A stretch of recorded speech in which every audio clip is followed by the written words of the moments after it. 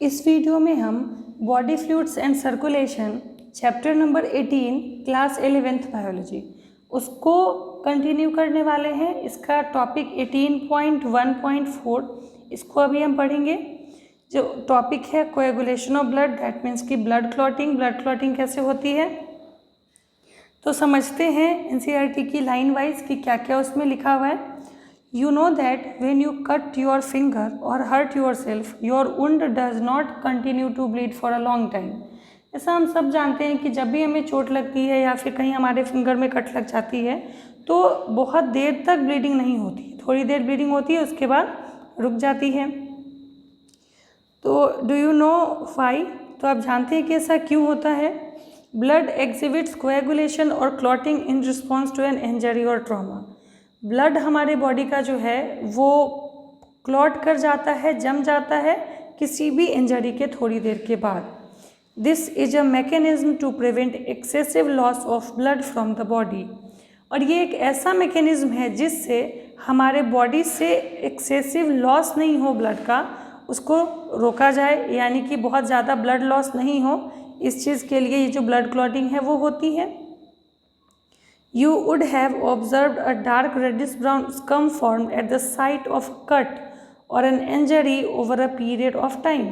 ऐसा हम सब देखते हैं कि जहाँ भी चोट लगती है वहाँ रेडिश ब्राउन कलर हो जाता है और नॉर्मली हम कहते भी हैं कि ब्लड जम गया है, इस वजह से ऐसी क्लॉटिंग हो गई है। तो आखिर वो ब्लड जमता कैसे है उसको देखते हैं। It is a clot or coagulation formed mainly of a network of threads called fibrins in which dead and damaged formed elements of blood are trapped. ऐसा इसलिए होता है क्योंकि जहाँ पर भी चोट लगती है वहाँ फाइब्रिन का नेटवर्क बन जाता है, नेट बन जाता है इस तरह से, और इस नेटवर्क में ये ब्लड के फॉर्म्ड एलिमेंट्स, ब्लड सेल्स जो होते हैं, आरबीसी, डब्ल्यूबीसी प्लेटलेट्स जो होते हैं, वो आके इसमें ट्रैप हो जाते हैं। तो ये सारे जब यहाँ पे ट्रैप हो जाएंगे आरबीसी, डब्ल्यूबीसी, इस वजह से वहाँ पे रेड हो जाता है। तो अब बात आती है कि ये फाइब्रिन आखिर बना कैसे। तो देखो, fibrin are formed by the conversion of inactive fibrinogen in plasma by the enzyme thrombin. हमारे ब्लड के प्लाज्मा के अंदर फाइब्रिनोजन प्रोटीन प्रेजेंट होता है इनएक्टिव फॉर्म में, और जब कहीं चोट लगती है तो इस फाइब्रिनोजन प्रोटीन को ये जो थ्रोम्बिन एंजाइम है वो एक्टिवेट कर देता है, किसमें? फाइब्रिन में। वापस देखो, जब कहीं हमें चोट, हमारे ब्लड में प्लाज्मा के अंदर फाइब्रिनोजन प्रोटीन जो है वो इनएक्टिव फॉर्म में प्रेजेंट रहता है, और जब कभी भी चोट लगती है तो ये जो इनएक्टिव फाइब्रिनोजन प्रोटीन है वो एक्टिव फाइब्रिन में कन्वर्ट हो जाता है in presence of enzyme thrombin. तो अब बात आती है कि ये थ्रोम्बिन कहाँ से बना। तो thrombin in turn are formed from another inactive substance present in plasma called prothrombin. यानी कि हमारे ब्लड के प्लाज्मा में एक और इनएक्टिव सब्सटेंस प्रेजेंट होता है प्रोथ्रोम्बिन, और ये प्रोथ्रोम्बिन जो है जब चोट लगती है तब एक्टिव थ्रोम्बिन में कन्वर्ट होता है, और ये जो थ्रोम्बिन है, ये थ्रोम्बिन हमारे ब्लड के अंदर जो फाइब्रिनोजन प्रेजेंट है उसको एक्टिव फाइब्रिन में कन्वर्ट कर देता है, और ये जो एक्टिव फाइब्रिन है ये नेटवर्क पूरा बना देता है जिसके अंदर जो ब्लड सेल्स हैं वो ट्रैप हो जाते हैं। An enzyme complex thrombokinase is required for the above reaction. एक एंजाइम कॉम्प्लेक्स थ्रोम्बोकाइनेज की ज़रूरत होती है इस पूरे ऊपर वाले रिएक्शन को कंटिन्यू होने के लिए।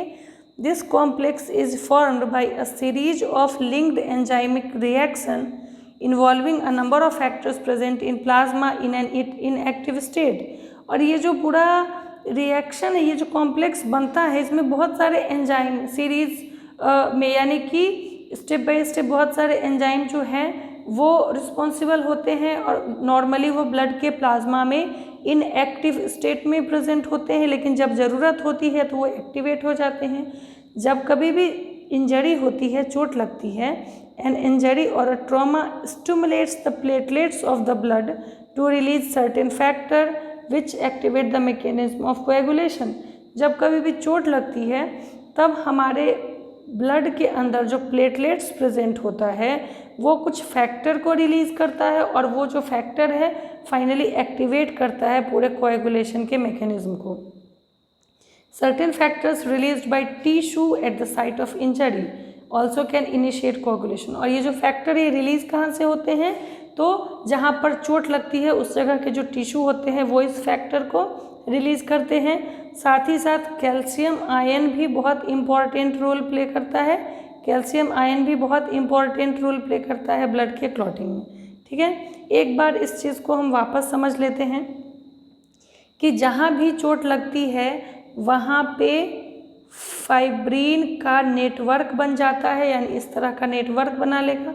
अब ये फाइब्रिन आया कहाँ से, तो ये जो फाइब्रिन है ये हमारे ब्लड के अंदर फाइब्रिनोजन प्रेजेंट होता है, इनएक्टिव फाइब्रिनोजन, जिसको एंजाइम जो है थ्रोम्बिन एंजाइम जो है वो एक्टिवेट करता है। ये थ्रोम्बिन एंजाइम कैसे बनता है, तो हमारे ब्लड के प्लाज्मा के अंदर थ्रोम्बोकाइनेज एंजाइम इनएक्टिव फॉर्म में प्रेजेंट होता है। तो जब चोट लगती है तो कुछ जो है सिग्नल मिलता है जिस वजह से ये जो थ्रोम्बोकाइनेज है ये एक्टिव थ्रोम्बिन को बनाता है, और वो जो एक्टिव थ्रोम्बिन है वो इनएक्टिव फाइब्रिनोजन को एक्टिव फाइब्रिन में कन्वर्ट करता है। तो ये पूरा प्रोसेस चलता है जिस वजह से हमारे बॉडी के अंदर एक्सेस लॉस नहीं होता है ब्लड का। जहाँ भी चोट लगती है थोड़ी देर बाद ही ब्लड क्लॉट होके ब्लड लॉस होना बंद हो जाता है।